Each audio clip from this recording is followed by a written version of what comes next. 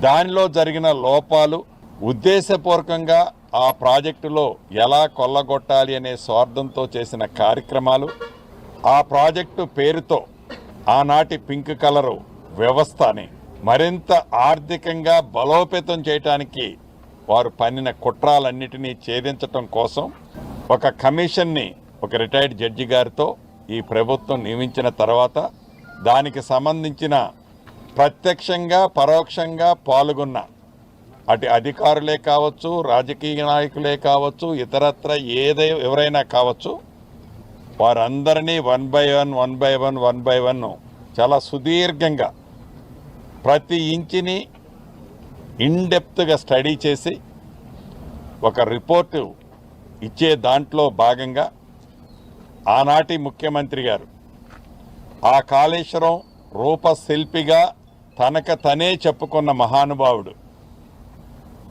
ఎవరైతే ఉన్నారో ఆ మహానుభావుడిని కూడా అని అనుకునే ఆ మహానుభావుడిని కూడా ఈరోజు కమిషన్ ముందు వెళ్ళటం జరిగింది.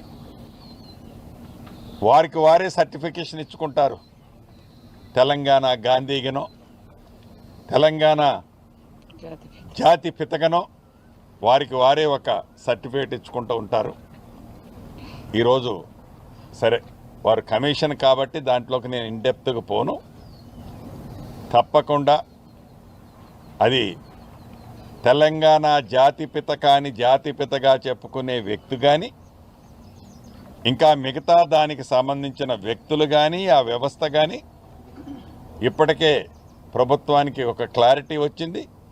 ఈ కమిషన్ ఇచ్చే రిపోర్టు తర్వాత ఈ పేదోడి ప్రభుత్వం పేదోడు సొమ్మును కొల్లగొట్టే ఉద్దేశపూర్వకంగా ఈ రాష్ట్రాన్ని అప్పులు పాలు చేసిన వ్యక్తుల పట్ల దాంట్లో ఉండే అంశాల పరంగా అది ఎంత పెద్దవాళ్ళనైనా ఈ ప్రభుత్వం చట్టరీత్యా కక్షపూరితంగా కాకుండా చట్టరీత్యా చట్టము తన పని చేసుకుంటూ పోతుందనే విధంగా, చట్టము ఎవరికి చుట్టం కాదనే విధంగా వాళ్ళ మీద కూడా